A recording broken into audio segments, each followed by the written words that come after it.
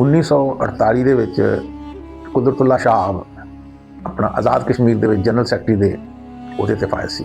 ਇੱਕ ਦਿਨ ਉਹ ਲਿਖਦੇ ਆ ਕਿ ਮੈਂ ਆਪਣੀ ਇੱਕ ਮੁਕਾਮੀ ਅਫਸਰ ਨੂੰ ਨਾਲ ਲੈ ਕੇ ਨਾ ਸੈਰ ਦੇ ਵਾਸਤੇ ਨਿਕਲਿਆ।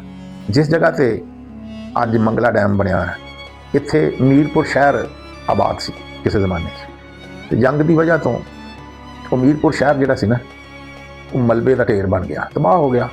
ਢੇਰ ਪਹਾੜ ਬਣ ਗਿਆ, ਦਬ ਗਿਆ ਜੰਗ ਦੀਆਂ ਤਬਾਹਕਾਰੀਆਂ 'ਚ। ਉਸ ਇਲਾਕੇ 'ਚ ਸੈਰ ਕਰਦੇ ਪਏ ਤੇ ਅਫਸਰ ਮੇਰੇ ਨਾਲ ਬੈਠਾ, ਮੁਕਾਮੀ ਅਫਸਰ, ਮੁਕਾਮੀ ਬੰਦਾ ਫਿਰ ਨਾਲ ਲੈਣਾ ਪੈਂਦਾ ਨਾ ਜਿੱਥੋਂ ਦੀ ਸੈਰ ਕਰਨੀ ਹੋਵੇ। ਜੀਪ ਦੇ ਵਿੱਚ ਮੇਰਾ ਡਰਾਈਵਰ ਸੀ। ਕਹਿੰਦੇ ਅਸੀਂ ਸੈਰ ਕਰਦੇ ਪਏ ਹਾਂ ਤੇ ਕੀ ਦੇਖਦੇ ਹਾਂ, ਇੱਕ ਬਹੁਤ ਬਜ਼ੁਰਗ ਬਾਬਾ, ਬੁੱਢਾ ਬੰਦਾ, ਪੈਰਾਂ 'ਚ ਜੁੱਤੀ ਟੁੱਟੀ ਹੋਈ, ਕੱਪੜੇ ਫਟੇ ਪੁਰਾਣੇ ਹੋਏ, ਸਾਫ ਸੁਥਰੇ ਕੱਪੜੇ ਨਹੀਂ, ਪੁਰਾਣੇ ਕੱਪੜੇ ਪਾਏ ਹੋਏ, ਮਫਲੂਕੁਲ ਹਾਲ, ਗਰੀਬੁਲ ਵਤਨ, ਜਿੱਦਾਂ ਇੰਤਹਾਈ ਗਰੀਬ ਇਨਸਾਨ ਹੁੰਦਾ। ਉਹਦੇ ਨਾਲ ਉਹਦੀ ਬੀਵੀ, ਉਹ ਵੀ ਬੜੇ ਪੁਰਾਣੇ ਕੱਪੜੇ ਪਾਏ ਹੋਏ, ਟੁੱਟੀ ਹੋਈ ਜੁੱਤੀ, ਦੁਪੱਟਾ ਵੀ ਪੁਰਾਣਾ, ਮੈਲੇ ਕੁਚਾਲੇ ਕੱਪੜੇ, ਸਾਫ ਸੁਥਰੇ ਨਹੀਂ, ਮੈਲੇ ਕੁਚਾਲੇ ਕੱਪੜੇ ਪਾਏ ਹੋਏ। ਤੇ ਇੱਕ ਉਹਨਾਂ ਦੇ ਕੋਲ ਨਾ ਗਧਾ, ਉਹਦੇ ਉੱਤੇ ਕੁਛ ਉਹਨਾਂ ਨੇ ਵਜ਼ਨ ਲੱਦਿਆ ਹੈ। ਤੇ ਆਸਤਾ ਆਸਤਾ ਉਹਨਾਂ ਨੂੰ ਉਹ ਖੋਤੇ ਨੂੰ ਨਾ ਇੱਕ ਜਣਾ ਅੱਗੇ ਫੜਿਆ, ਇੱਕ ਜਣਾ ਪਿੱਛੋਂ ਫੜਿਆ, ਤੋੜਦੇ ਜਾਂਦੇ ਆ।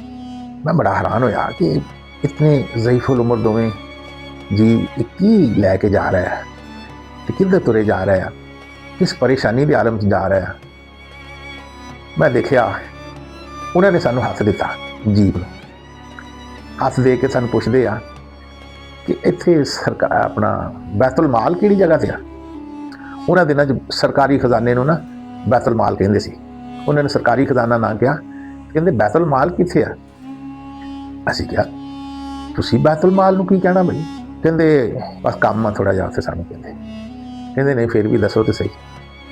ਕਹਿੰਦੇ ਆ ਜਿਹੜਾ ਸ਼ਹਿਰ ਮਲਬੇ ਦਾ ਢੇਰ ਬਣਿਆ ਪਿਆ ਨਾ, ਇੱਥੇ ਮੈਂ ਤੇ ਮੇਰੀ ਬੀਵੀ ਨੇ ਨਾ ਕੋਈ ਕੁਰੇਦ ਕੇ ਖੋਦ ਕੇ ਤੇ ਅਸੀਂ ਇੱਥੋਂ ਨਾ ਕੁਛ ਸੋਨਾ ਤੇ ਚਾਂਦੀ ਜਮ੍ਹਾਂ ਕੀਤਾ। ਸੋਨੇ ਤੇ ਚਾਂਦੀ ਦੀਆਂ 2 ਬੋਰੀਆਂ ਅਸੀਂ ਜਮ੍ਹਾਂ ਕੀਤੀਆਂ। ਥੋੜਾ ਨਹੀਂ, ਕੋਈ 2 ਤੋਲੇ ਨਹੀਂ, ਕੋਈ 10 ਤੋਲੇ ਨਹੀਂ, 2 ਬੋਰੀਆਂ।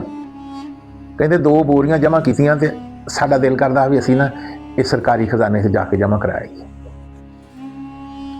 ਕਹਿੰਦਾ ਮੈਂ ਤੇ ਹੈਰਾਨ ਰਹਿ ਗਿਆ, ਐਸੇ ਲੋਕ ਵੀ ਦੁਨੀਆ 'ਤੇ ਮੌਜੂਦ ਆ। ਫਟੇ ਪੁਰਾਣੇ ਕੱਪੜੇ, ਜ਼ਈਫ ਮਫਲੂਕੁਲ ਹਾਲ ਹੈ ਤੇ ਗਰੀਬੁਲ ਵਤਨ, ਤੇ ਸੋਨਾ ਲੱਦਿਆ, ਖੋਤੇ ਤੇ ਸੋਨਾ ਲੱਦਿਆ। ਬਹੁਤ ਹੈਰਾਨ ਹੋਇਆ ਅਸੀਂ। ਉਹ ਜਿਹੜਾ ਉਹਨਾਂ ਦਾ ਗਧਾ ਸੀ, ਕਹਿੰਦੇ ਇੱਕ ਪੁਲਿਸ ਕਾਂਸਟੇਬਲ ਦੀ ਕਸਟਡੀ 'ਚ ਦਿੱਤਾ ਕਿ ਇਹ ਵਾਪਸੀ ਤੇ ਤੇਰੇ ਕੋਲ ਬਜ਼ੁਰਗ ਆ ਕੇ ਲੈ ਲੈਣਗੇ। ਬੋਰੀਆਂ ਅਸੀਂ ਉਹ ਸੋਨੇ ਚਾਂਦੀ ਦੀਆਂ ਜੀਪ 'ਚ ਰੱਖੀਆਂ, ਉਹਨਾਂ ਨੂੰ ਬਿਠਾ ਕੇ ਤੇ ਸਰਕਾਰੀ ਖਜ਼ਾਨੇ 'ਚ ਲੈ ਗਏ, ਉੱਥੇ ਮਾਲ ਜਮ੍ਹਾਂ ਕਰਾਇਆ।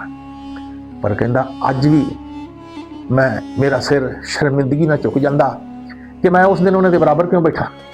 ਉਹ ਇਤਨੇ ਅਜ਼ੀਮ ਇਨਸਾਨ ਸੀ ਕਿ ਮੈਨੂੰ ਉਹਨਾਂ ਦੇ ਕਦਮਾਂ ਨੂੰ ਚੁੰਮਣਾ ਚਾਹੀਦਾ ਸੀ। ਉਹਨਾਂ ਦੇ ਕਦਮਾਂ 'ਤੇ ਜਿਹੜੀ ਖਾਕ ਲੱਗੀ ਸੀ ਨਾ, ਉਹ ਵੀ ਚੁੰਮਣ ਦੇ ਕਾਬਲ ਸੀ ਕਿ ਉਹਨਾਂ ਨੂੰ ਸੋਨੇ ਨਾਲ ਪਿਆਰ ਹੀ ਨਹੀਂ ਆਇਆ। ਮੈਂ ਵੀ ਜਦੋਂ ਇਹ ਵਾਕਿਆ ਪੜ੍ਹਿਆ, ਮੈਂ ਹੈਰਾਨ ਹੋ ਗਿਆ ਕਿ ਹਜ਼ਾਰਾਂ ਸਾਲਾਂ ਦੀਆਂ ਦਾਸਤਾਨਾਂ ਵੀ ਪੜ੍ਹੀਆਂ, ਪੁਰਾਣੀਆਂ ਲੱਖਾਂ ਸਾਲਾਂ ਦੀਆਂ ਦਾਸਤਾਨਾਂ ਪੜ੍ਹੀਆਂ, ਪਰ ਇਹੋ ਜਿਹਾ ਕਿਤੇ ਵਾਕਿਆ ਨਹੀਂ ਨਜ਼ਰ ਆਇਆ ਕਿ ਕਿਸੇ ਨੂੰ ਸੋਨੇ ਦੀ ਇੱਕ ਅੰਗੂਠੀ ਵੀ ਮਿਲੀ ਹੋਵੇ ਤੇ ਉਹਨੇ ਆਖਿਆ ਹੋਵੇ ਕਿ ਮੈਂ ਉਹਨੂੰ ਪਹੁੰਚਾ ਦੇਵਾਂ। 2 ਬੋਰੀਆਂ ਸੋਨੇ ਦੀਆਂ ਤੇ ਚਾਂਦੀ ਦੇ ਜ਼ੇਵਰਾਤ ਦੀਆਂ ਉਹਨਾਂ ਨੇ ਖੋਤੇ ਤੇ ਲੱਦੀਆਂ ਹੋਈਆਂ, ਲੱਦ ਕੇ ਤੇ ਤੁਰੇ ਜਾਂਦੇ ਆ। ਅਸੀਂ ਇਹਨੂੰ ਸਰਕਾਰੀ ਖਜ਼ਾਨੇ, ਇਤਨਾ ਆਪਣੇ ਮੁਲਕ ਨਾਲ ਪਿਆਰ। ਮੁਲਕ ਨਾਲ ਦੇਖੋ ਕਿਤਨਾ ਪਿਆਰ ਕਿ ਸਾਡਾ ਮੁਲਕ ਗਰੀਬ ਆ, ਨਵਾਂ ਆਜ਼ਾਦ ਹੋਇਆ ਤੇ ਸਾਡੇ ਮੁਲਕ ਨੂੰ ਇਸ ਸੋਨੇ ਦੀ ਜ਼ਰੂਰਤ ਆ। ਅਸੀਂ ਇਹ ਸੋਨਾ ਕੀ ਕਰਨਾ। ਦੇਖੋ ਅਸੀਂ ਇਹ ਸੋਨਾ ਕੀ ਕਰਨਾ। ਕਦੀ ਇਹੋ ਜਿਹੀ ਦਾਸਤਾਨ ਤੁਸੀਂ ਸੁਣੀ ਨਹੀਂ ਹੋਏਗੀ। ਮੈਂ ਵੀ ਜਦੋਂ ਇਹ ਦਾਸਤਾਨ ਪੜ੍ਹੀ ਤੇ ਮੇਰਾ ਦਿਲ ਲਰਜ਼ ਕੇ ਰਹਿ ਗਿਆ ਕਿ ਇਤਨੀ ਮੁਹੱਬਤ ਮੁਲਕ ਨਾਲ।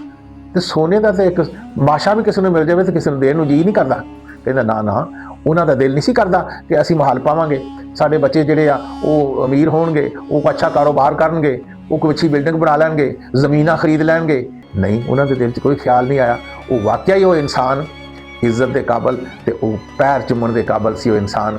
ਤੇ ਕੁਦਰਤੁੱਲਾ ਸ਼ਾਹ ਕਹਿੰਦਾ ਅੱਜ ਵੀ ਮੇਰਾ ਸਿਰ ਸ਼ਰਮਿੰਦਗੀ ਨਾਲ ਝੁਕ ਜਾਂਦਾ ਕਿ ਮੈਂ ਉਹਨਾਂ ਦੇ ਪੈਰ ਕਿਉਂ ਨਹੀਂ ਚੁੰਮੇ, ਮੈਂ ਉਹਨਾਂ ਦੇ ਪੈਰ ਕਿਉਂ ਨਹੀਂ ਚੁੰਮੇ। ਇਤਨੇ ਅਜ਼ੀਮ ਇਨਸਾਨ ਜ਼ਿੰਦਗੀ 'ਚ ਕਦੀ ਨਸੀਬ ਹੁੰਦੇ ਆ, ਉਹ ਲੱਭਿਆ ਨਹੀਂ ਲੱਭਦੇ।